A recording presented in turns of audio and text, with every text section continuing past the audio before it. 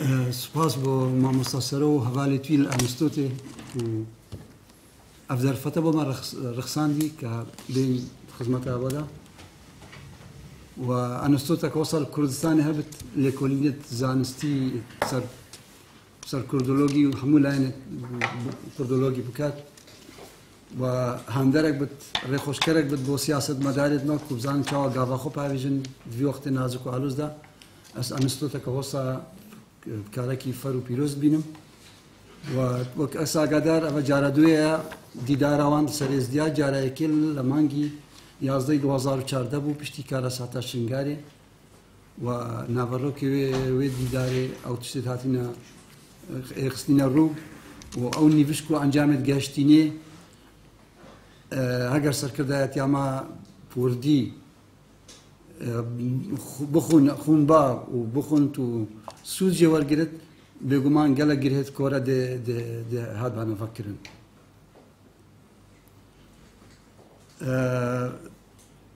دیاردەکە دیوێ بێ ئەنستۆتی وەک ئەس ئاگادار باج و گومرک سەر ئاخرنێ نینە دیندارت ما وەختێ مەحفەلە قەول و بەیت و تەکستێت مەد گوتم زمانی کوردی ئەگەر یەکی نەئێزدیات با دەگوتبانە بانێزیکی دیوانەوان دەگوتبانە عەورە هەورە یعنی قسە مەکە گومرکە لەسەر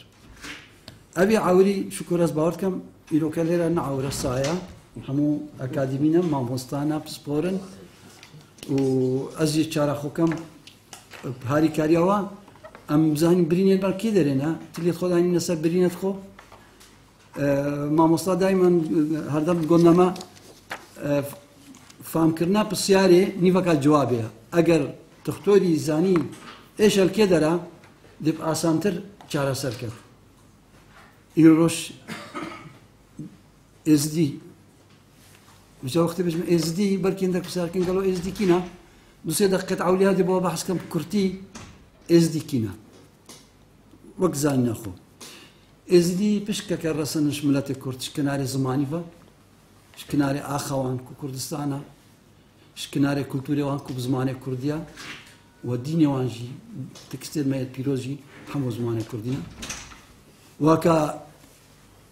کورد برایەت مەیرد کورد ما بگەهن دەستی خۆ دەستی ما بکەن ئەم خۆ کوردێت ڕەسەن زانین یعنی هەستێ مەیە نەتەواتیژی ئەم هەر کوردین و ما باجەکە گرانجدایە سەراوێتی بەلکی مادە گازدەش برایەت خوا بن ئەم دێ وام گازدا هێرین بۆ تەوەرێ خۆ دێ بەحسکەین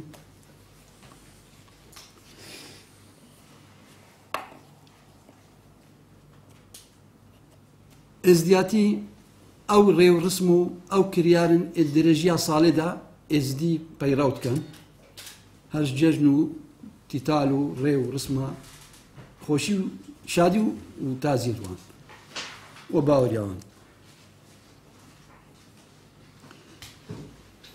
ئێزدیاتی نەدیانەتەکە عەزمانیە گۆر تێگەشت نامە بۆ دیانەتە و گەڵی جارە پرسیارەش من تێتەکردن چی کوردستانی و چی دەوڵەتێت ئۆڕۆپی مە پێغەمبەرێکی بەرچاف نینە مە کتێبەکە عەزمانیش نینە لێ ما گریڤانەکەیە ما عەقدێک گەل خۆ و کۆمەلگەها خۆ هەیە مەل دەردۆری خۆڕێنیە مەل وڵاتی خۆڕینیە مەل دیاردی سروشتێڕینیە ما ئەو دیاردەنا شرۆڤە کرینە و بۆ هەر دیاردەیەکێ مە خودانێک دانەیە ئەگە بین ئەو قۆناغێت سەرەکیت ئێزدیاتی تێرا دەرباز بووی ئەم تقارین سێ قۆناغی سەرەکی بەرچاو بکەین قۆناغایەکی یابەری چەند هەزار ساڵەیە لەوانەیەک پرسیارکرد پشتی کەنگی مگوت بەرێ مە پێغەمبەرێک نەبوو یا تەمی پێغەمبەری مە فلان ڕۆژێ بوو فلان ڕۆژێ مرد جڤاتە مە بیرمەندێت مە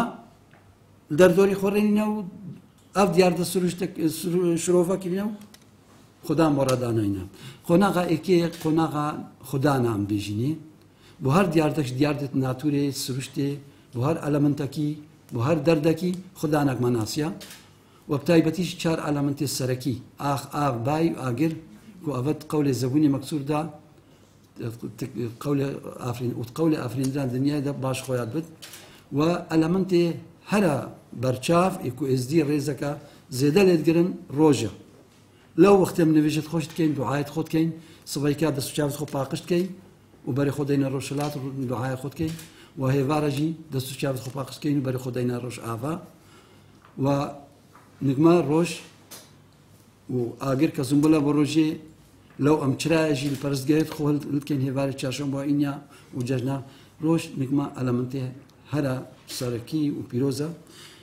و علامت دیجی دوتین با هر خدانه با بای ما خدانه با آخر ما خدانه با بونه ما خدانه با مرنه با گیان داره ما هیا با پزی با هر دیار دورا خو هر یکی ما خدانه جراه هیا اوا شروع فکرویت اوا وقتی مزوپوتامیا و کردستان ما ایرو میترایزم بار بلاف بوی مرفت قات رها ازدیاو یا چندکی دیش مورد رزکت کو باورید باطنینه و دیاری چاف تشتکن و زکی خدا تشتکی دینه وکی کاکی وکی درزی وکی سارلی وکی خورشیدی وکی علوی اوان دیاری چاف تشتکن لدلی وانده تشتکی دی هی هر یک الگورجی خو کفانه کی کردستانیه هر شنگاری پیداوره و حتی تو تی منطقه ازدیا شیخان و تو تی ناف شبکه سارلیا تو تی حریر ناف خورشیدیات تو تی خانقین کاکی و حتی تشا هورامان و تشا کردستان روشلات بن علي الله يانجي يارسان باش تيتويا كردستان باكور بن علوي وتنا سوريا وحتى درزيت لبناني ابناء افكفاني كردستاني بيرو باوريت هلقريت بيرو باوريت كفنت كردوارينا وقالك لا انا رهان قهتا ميترايزمي روجي نكوانا بيروزا قناغا دوي يا ازدياتي تيرا درباز بوي قناغا خود ناسية سردام إبراهيم خليل أم بيجين تكستي مدى قولي زبوني مكسور دهاتيا إبراهيم خليل نقطة صادقة هالروس في حرفات بو منطقة خود يخو ناسكر بحقه خود يخو بحق ناسكر قال عازر ونمرد وصنا مع باسكر لو جاني خوش كيف يخل اسكر ما جو أفخد عنا حمودين أو خداي أو أزداين أو خدايا أو خالقة أو أم أفراندين فكسي وكي ما كردا ناف جوان الخدينا كيا أو خداي أو أزداي لوش بيجنا ما إزدي ناكش إزدي كرة معاي وقتي وقت دفيان إزدي أبش كي نشافي خلق كذا إزدي بيسا إزدي بي إزدي كرة معاي شد إزدي في الباريسا إزدي ويا أمشتكاندين وزردشتياش أمشتكاندين قلنا ما ديو يسنا داسني أم نداسني نم إزدينا شاي ما شاي هكارا نبي شاي هكارا نود بهر قلنا شاي داسن ميرجاها ما ميرجاها إزد خانة بالميرجاها داسنيا أم بيجين حسين بقى إزدي زمان السلطان قانوني كرولكي مظن ليست حتى هوليرو سورانجي سلطان سليمان قانوني بيسبار أبينا حسين بقى داسني أم بيجين إزدي مرزاي قارمان أبي بغداد رزقار كذي زمان السلطان مرادش أبي مرزا داسني شاي هكار شاي داسني فأبناء وصل فيها ما بشكين أم بيجين سلطان إيزي بخو باتشايا هزار ويك ناف خدانايا نافي مظن هر خدايا سلطان إيزي زانا البحرة كان كشكول آفا أب دنيا الباوي ساعتو قافا أو حواكر أبوك آدم كرزافا أو إيزي ما نيز دي كرة معايا ونيز دي كرة أنيسة قال أف ما بناين وباري ما بيجران كذي فرمان يسمى مراكني قناغا سسي يا قناغا يا ازدياتي باوري ازدياتي رابوري مفت قال بيجت قناغا ريفورمي قناغا هاتنا عارفه ربانيه نافدار اجشتي او بلا عرفاني شيخادي كل مسافر الشامي شوف الاكراد بيجني جوندي كنا مشكي فقر يا لالشي لالشا مانجي كريستيانش ماستانبو كربوا كنيسيك لالش بوما فقران وازدي لكم بنبا وريو رسم النودانان والريفورمة ازدياتي ذاكر وقالك عارفة درويش وخد ناسة منا بير خدري زنداو حسدي آلتوري بير رشي حيرانو شيخ فخري آديال بشتي قناغاوي ليكم بنو كتاب خانك شعر وأدبيات كردي كنا فروكي خد ناسي وعرفان وتصوف والزهد قالك جشبو بركة أدبيات ما كردي بري الجزيري وأحمد خاني 400 سالوية بتربر أو قناغ شيخادي أو ريفورما شيخادي كذي ولالش ككل كردستاني بما بقر عندي جدست كريستيانا إن هذا جارك دي كذي برست جه إزديا شو قبلي كذي برست جه مترايا بو باشي قلعك آشوريا بو سن حريبي هابينا إيش موصل سنين وقتها الويدر كراد بارد وباشي كريستياني بربلا بوش مستاندن شيخادي هاد بما بقر عن وشنجارش بيشتي جدي روكا كتراجيدا درجة أنا بابتي ميسركيا بكرتي بيشتي فان هرسي قناغا مرفت قارت ازدياتيا إيرو غصاب رسكت ملادكي خودي ناس لي باودي بي چندتين كو خير وشر درجة خودنا خودت قارت خير وشر كنترول كت ودو أي خودي أي خوداي أي أزداي هفت ملياكات هفت فريشتش نورا خو أفراندنا كو عزرائيل جبرائيل ميكائيل لداي شمقائيل عزازي عسرافيل أو نهرف ملكة كبير بري خاصية چندي بدي أوجد راوستاني حضرة ملكة جليل كخوديا سي أروكي ما أماجة بيكي دس بيكي دا قبلتها مع روجا چار برزگیمه هر پیروز و هر ازدیک شفت بچه شوي آخا پیروز القلبي بتكوفا بچت لالشة قول بيت ما بزمان كردنا تكستي ما بزمان كردنا حاجة ما والكردستاني ازدي بري نوصا ديدك داخستي كوفي يدوري باريس بو ازدي تبكري بو ازدي تكلت زافا بو لهنجي تراجيدي وفرماني دجوار بسالي معاتن وكي فيها شنغاري الفيداوية بلكي دجوار تشي شوية بسالي معاتنا ازدي كوفي بو ازدي جنو جن خوازي تكليل قل دوري برا نكر و شاخي بسلمانتي هاتي هذا كردستاني باب كلمة بيجن برايد ما بشتاما بردا بشتاما بردا وأم دستت وان داهيلاي برخدان نكرن أبا قازنا يا باب كلمة ما بيجت فيت كردا برخدان كربا آخا خوش آخا ما خدي ناسي أمنا كافر بوي فطبعا ما بين ناس الرياء الله أم خدي ناس بشتاما بردا خالكتي يا بلادنا ديا باوريا ازديا ديني ازديا ام باوريا بكراس غوريني تيني ام دجين روح وهاي وبدني هاي بدنش اخيا روحش قنديليا او روحا برتك جي هر بشركي هر جانجاريك برتك في روحت البردا يعني بابتي ديري جاكافي بحث كنت بالسيمينار كتابه قلت يا من بحث كيري ابي صلاح بينج من شاب كيري يعني ام باوريا بكراس غورينتين أم نجي روحها رحماني نابت فاني هردي زفرتا نكخداني نكخدي ازيد بكاتين سي چينا شيخ بير مريد و جنو جن خاصي نافان هسه چينا دانينا و هروسا بشتي قالك فرمام سري معاتين و ام كوفي بوين باوريا ما بدر دورينا نماي جنو جن خاصي نافينا ازدياو اهل ديانة دي داجنينا كلتوري ازديها كتوبي فجويري فرهنگا كردي دولمت كات ميثولوجيا كردي دولمت كات اثنوغرافيا كردي دولمت كات تكستي ما حمم بر اواز دفو شباب الموسيقى بيروستنا غوتن جانج تنبورا بيروستنا غوتن موسيقى كردي دولمت كات وخوراغري بركه ادبيات كردي شوت ما ما جاب كيري 400 سالكي ويبتر بري جزيري وخاني انا ازديت ايروكا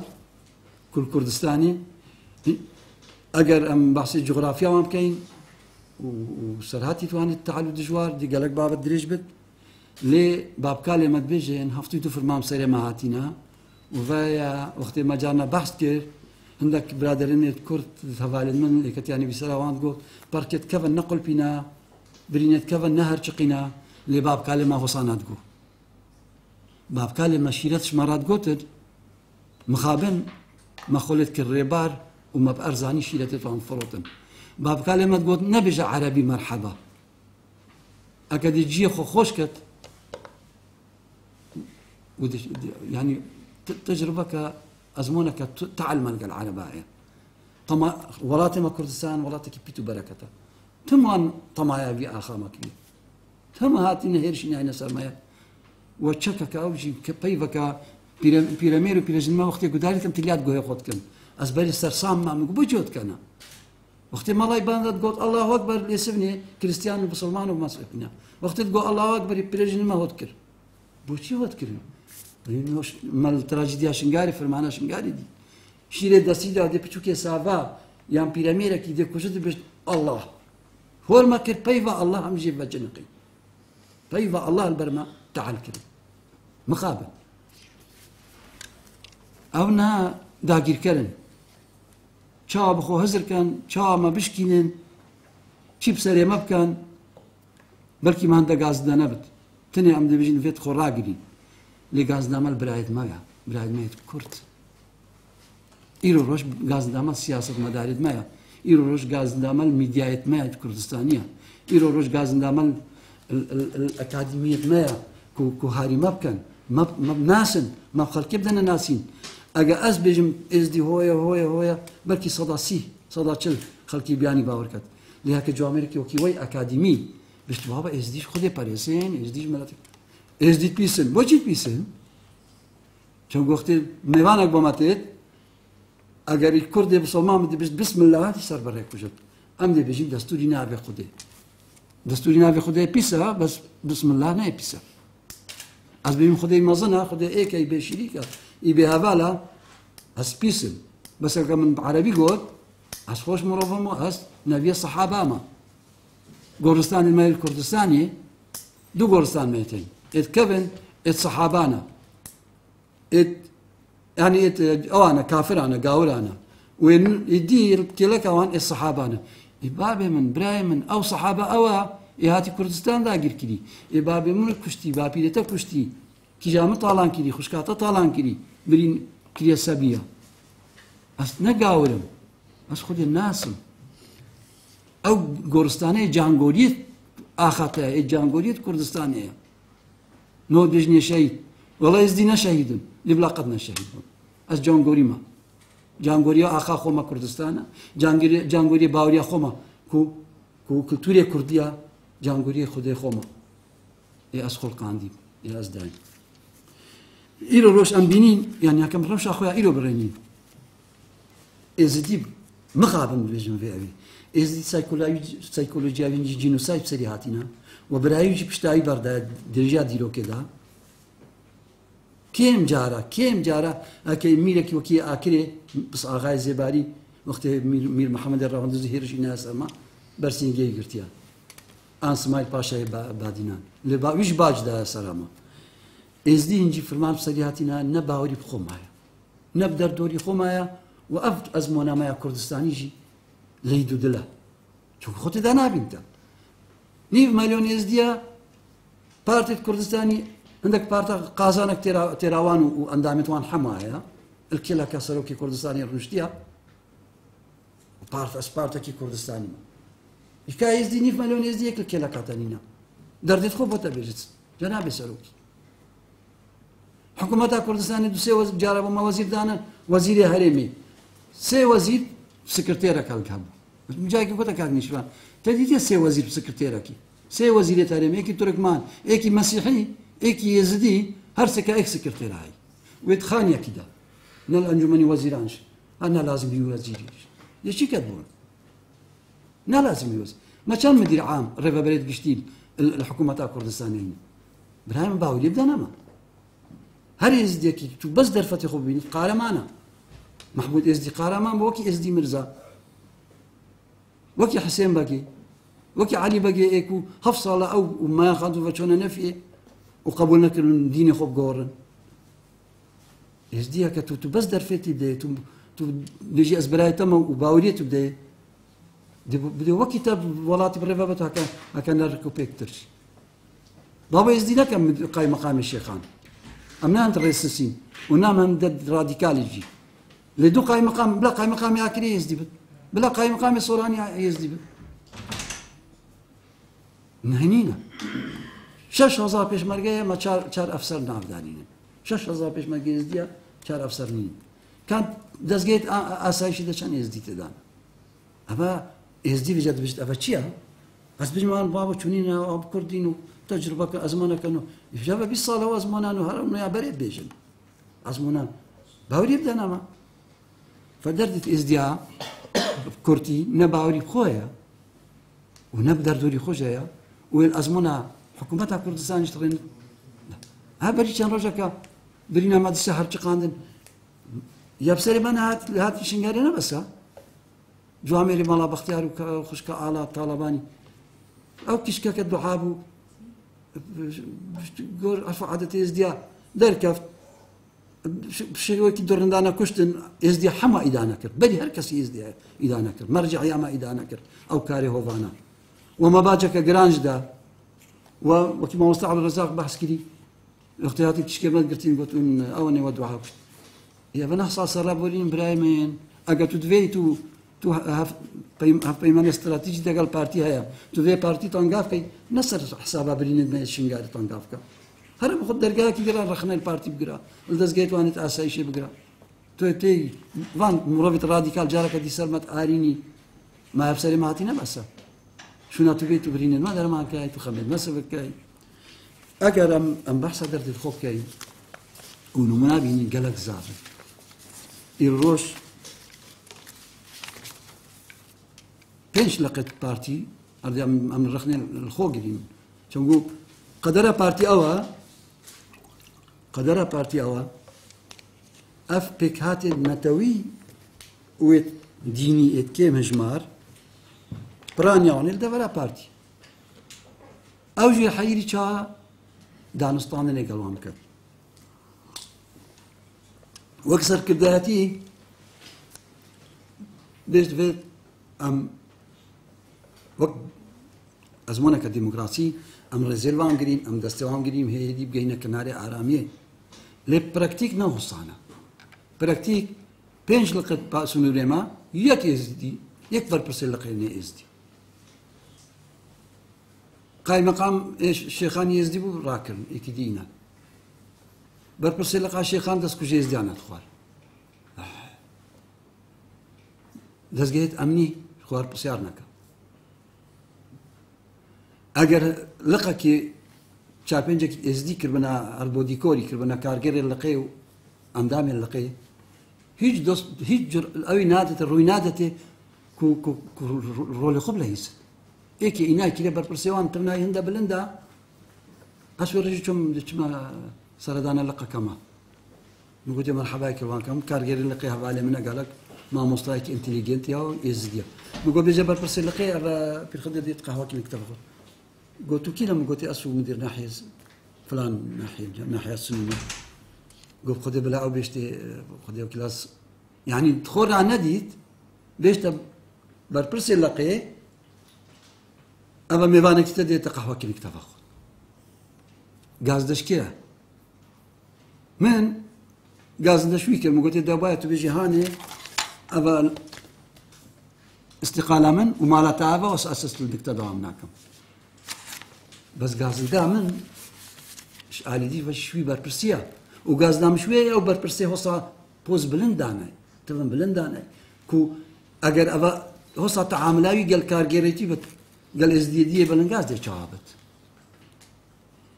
هل ازدیدی بلنگاز نور در لقیش رابول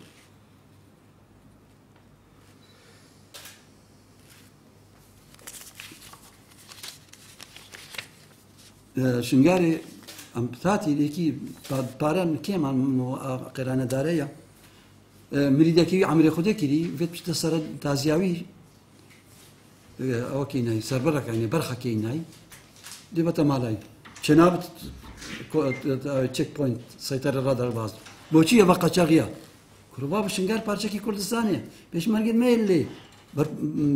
دزجين ميت امنيه اللي حزب اللي اداره اللي خوننا كردستان تونيلي بخكا كي بده شنغاري بنتا كامبا كي دوكي بنابرا مالا مريدي خويك وعمري خوي كردي يعني عندك راس بارده وتعاليم هند حشكن اجل قياده النظام بيزانت انا دبيت السربان خالف سكنت خالد بشوكن لما احنا يقلك كولا كارجيلك نويت بيشتم مسؤول لقي ميفانا كيتات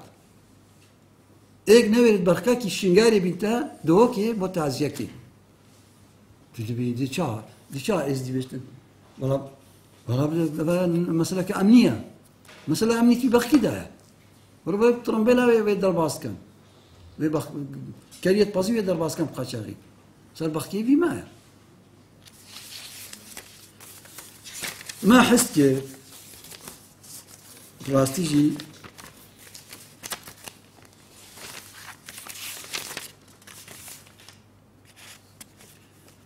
ما حس کرد ئێزدیەک دوید مەجێ بڕیارە دابانە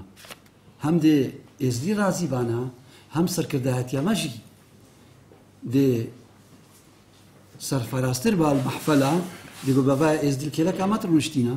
وەکی تورکمانە وەکی کریستیانە وەکی ئەحزابی دیت ئیسلامی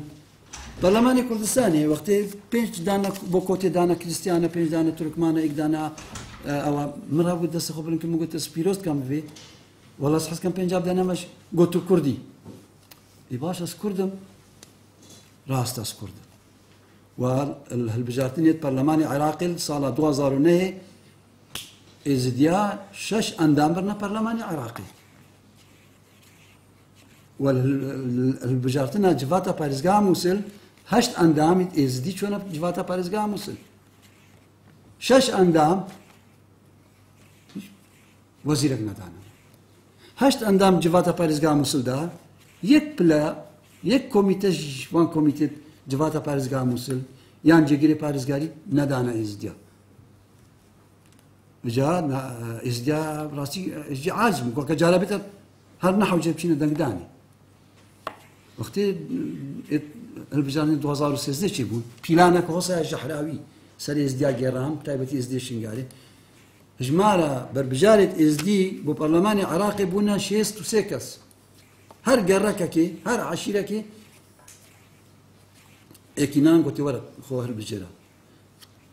بۆ لستا کوردستانی باشە ئەو دەڵنە هەموو دێن بۆ لستێ بەس بۆ ئێزدیا یەکی ئێزدی دەرنەکەوت و ڤیانخانە کە نەک مەسەلا کۆتا ژنکا بە ئافرەتە ڤیانخانش دەرنەکەوت 6 ئەندام لەکی دەرێ 112,000 دەنگا بینین بۆ لستا کوردستانی نەچینە پەرلەمانی 4 مدیر عامە نەبن ڕێڤەبەری گشتیمە نەبن وەزیرەکمان نەبن ئێجا ئێزدی تەنگا بن ڕاستی ئێزدی تەنگا بن بژی باوری نادەنەمەیە وێ مەتکەنن بۆ دەنگا ئەم حازری ئەم دەنگی خۆدێن مە دەستوری عراقی 2005 دەڕباس کرد ما بوان اندام برنا برلمان عراقي اندام بو برنا جواتا پارێزگا مووسڵ ما سنگك بو كردال مووسڵ پیدا کرد لێ نەمەر دەنگ و نەمەر ڕەنگ المحفلة سینگە دیوانێ هەیە ئەگە بێژین فلانی شنگاری ئەوت سەرکردایەتیا پارتیدا ئەو شارزەی سایکۆلۆجیاوە ئەو بابۆ ئەوێت تێت ناوێ ئێزدیاوێتێت ئێزدیات ئیشینت وێتێتن یعنی گەلک جۆرنالیستێمەش بەر گەفێت دکتۆر نوری بکە برادرم نەگەلک دکتۆر نوری عوسمان برادری منە و احترامش نیڤەک ئامادە هەیە لەش بەرگەفێتی چەند ڕۆشنبیریت ئێزدیا بنگێ لالشدا پشتی تراجیدیا شنگار کۆم کردن و بزمانێکی هۆسا تیژ گەڵوان ئاخەوی و هەکەیەکی پرسیارێکی هشت دەنەکە هشت دەنەکە تو چی تو بناوێ خۆت ئاخەوی ئەم ناوێن مەکتەبە جوامێرێکی کرد و سەرۆکاتی حکوومەتا کوردستانیت کرد خەڵک نەشتە ترسە ئەگەڵتە دەناکات بەس خەڵکی احترامەوێ وی لایەنی تکات ئەوێت تێدا تو بناوان ئاخەوی دوو جۆرنالیستێ مامەڵ ئەڵمانیەتیم بۆچی وناتە بابۆ وەڵاو تەڕۆڵێکی باش لەیست ناو خەڵکی خۆدا تو چیای شنگاریدا مابووی لێ تراجیدیێ هەو بەرکات عیسا گوت وەڵات دیاسکوش بامە گوت نوری هۆسات دکتۆر نوری هۆستا گەفل مەکردن گۆ نایلم توی ساخبی حەجی قەیرانی بژنا سادم تەلەفۆن گوت دکتۆر بۆچی ئەوە کرد برا تەباری خۆی گران کردی گۆ پیر خەدەر ئەوێ حکوومەت ئەمانەی رازی ئەزێ پلێتەش بۆ ڕاکردن بلا بچێت دنەوە بێژن بۆچی ئێزدی چ لە خارجە ئێزدی چتە خارج چەنگ و وەختێ داعەشاتی ئێزدیش پشتا خۆ ترسیا ها ئێزدی دێ بەرخۆدان کرد بە بەرێ ئێزدیا بەرخۆدان کرد لەشکەری عوسمانی وێ زەبر و زەنگا خۆ بە نتقاریە ئێزدیا و چای شنگاری هەر کەلا بەرخۆدانی بوو بۆچی نەوە بازدا ترسیا پشتایی هاتە بەردان پشتایی بەردان ترسیا کیژ و ژنێتی بکە بدە دەستی داعشدا گوت کوردی مسلمان ئادێ نابێت خودی مەزنێت بێت الله ئەکبەر تەمام نه ئاڵایە زەر ئاڵایە ڕەش و دێ تەسلیم بن بەریش بابکاری توان تەسلیم بووینە و ئەم دەستێت واندا هێلاین یەڵا داخۆ خلاصکەین و ئێزدی تاریقین یا بسەری ئێزدی هاتی بسەری ئێزدی هات بەسەکە ئێزدی دیت باوەکی چاوانەوە پێشمەرگێرما ئەو سەرۆکی هەرێمێت وەختی چۆ بەرۆکی شەڕی پسمان و عشیرەت و پێشمەرگە و چۆنە بەرۆکی شەڕی ئێزدیا شوورایەوان بەرزتر بوو مەدوێت باوەری بۆ مەچێکان ئەگەر تشتێک دەستت ماداش کەست نایبان بێژن ئەوە کێماسی بوو ئەوە پیلانەکە ئاخوی تو چاوی خەڵکیت خاپی نییە ئەگەر محاسبە چاراکردبانە ئێ 5 نەتویری باخڵت بەس ئێزدی دوینی کەس محاسبە وێتێت ئێزدی کافرێن کەس نابێتە بۆچیت بۆ بێت ئێزدی پیسێن کەس نابێتە بۆچ ئێزدیە دوڕندەنە کیژت خۆ بلۆکات کوژن باش سەدا مخابن کیژت کوردستانی ئەپریمزا و بلۆکە ئەو هات نەکوشتن بەس یاما بسەرێمە واو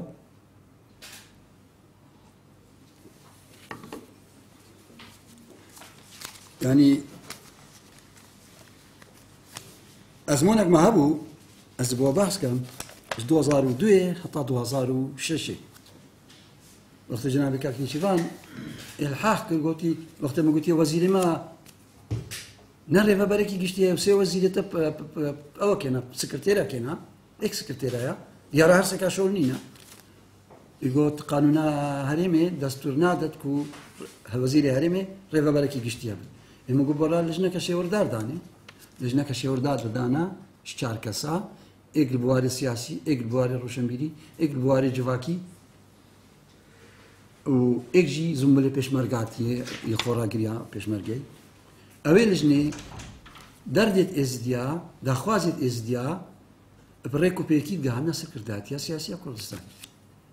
وكي ميكانيزمك وآليك أكتيف بو قاندنا دردت إز بو قاندنا قدرك خدمات گزارية بوان دافري نو رزگار كري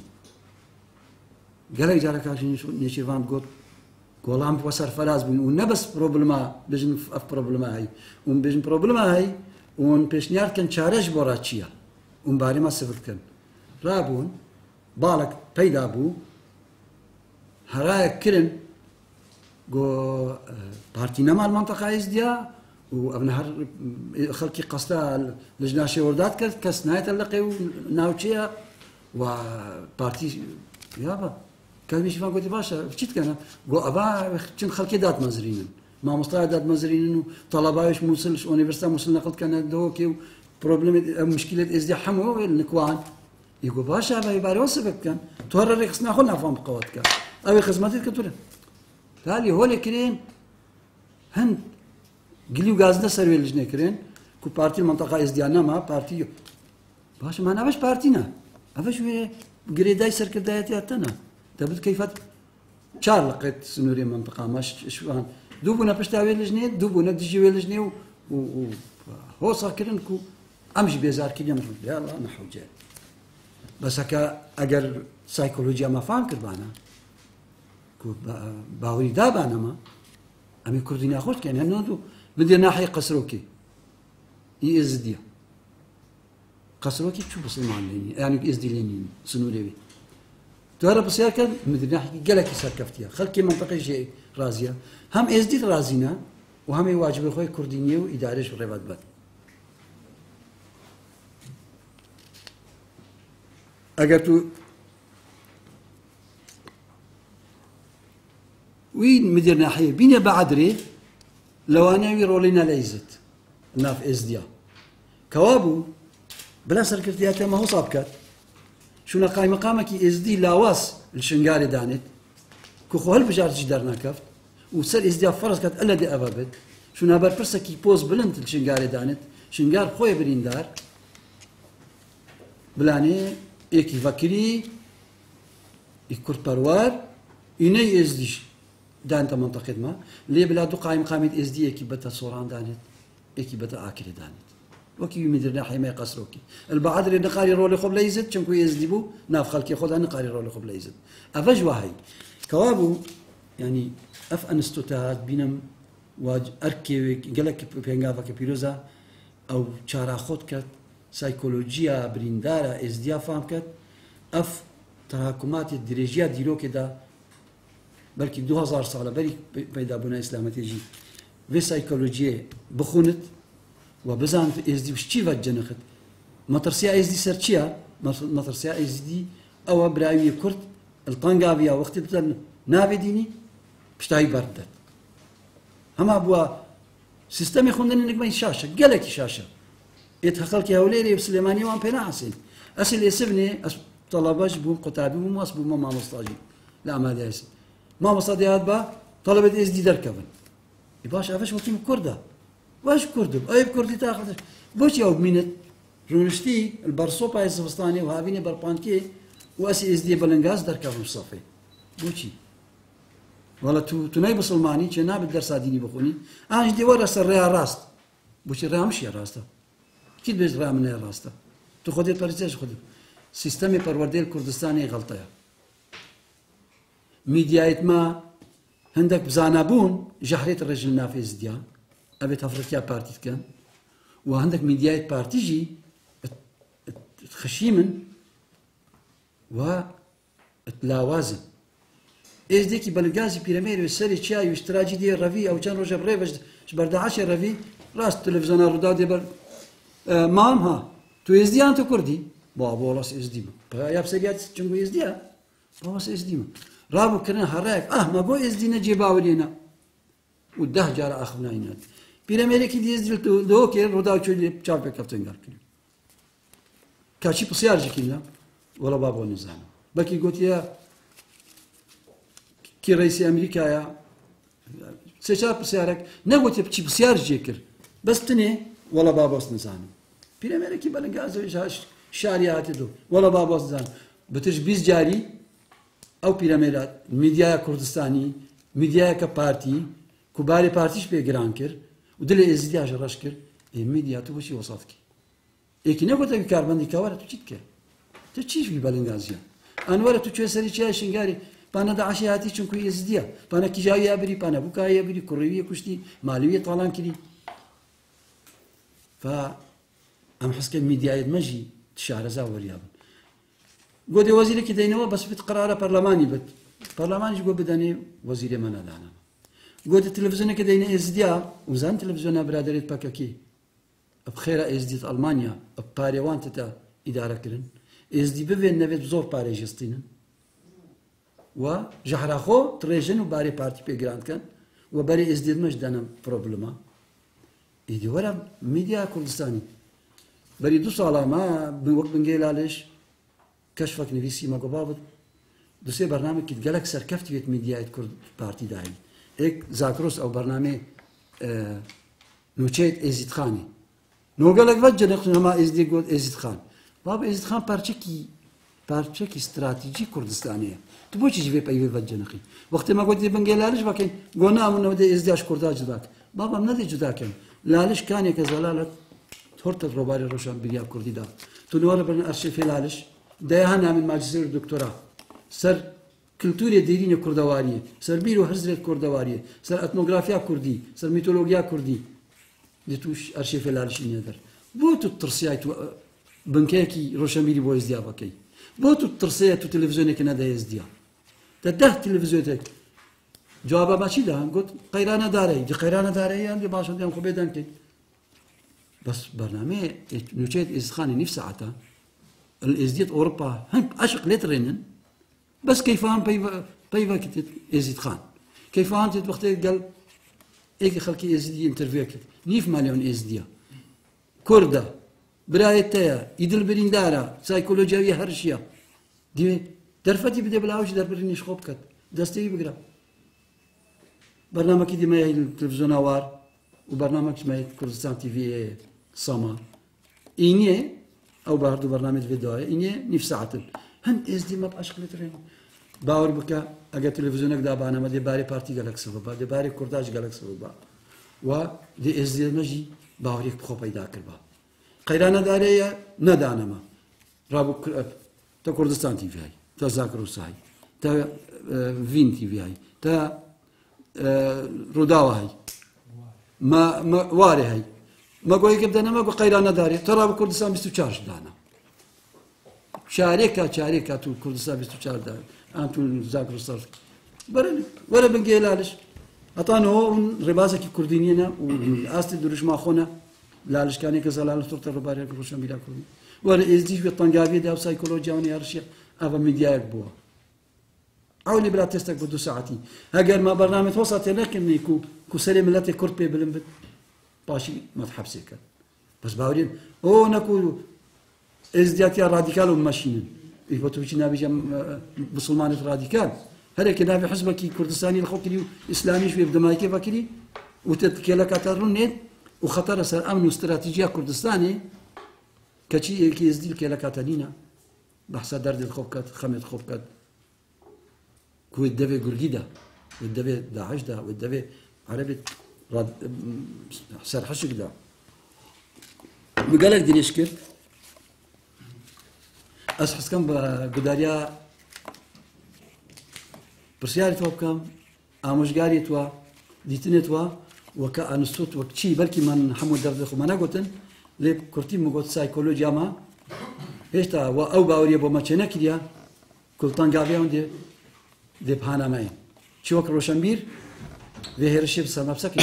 چی وک اکادمی لكل نزانسی من قالك جارش دكتور عصمت نقول دكتور عصمت وسالك يونيفرسيتي دوكي عمدي يعني زانكويا دوكي نزيكتري زانكو كردستاني بو ما زانكويا دوكيا عمدي باشكي لفكين وكي انستوتا كي ام باشكي كردولوجي بلاني ازدياتي تدا بتخوندن كاكاي تدا بتخوندن يارسان تدا بدنا خوندن شبك وصالي بزاننا بتشينا بلا قادري وشافعي أفردوا طريقة عرفاني الكردستاني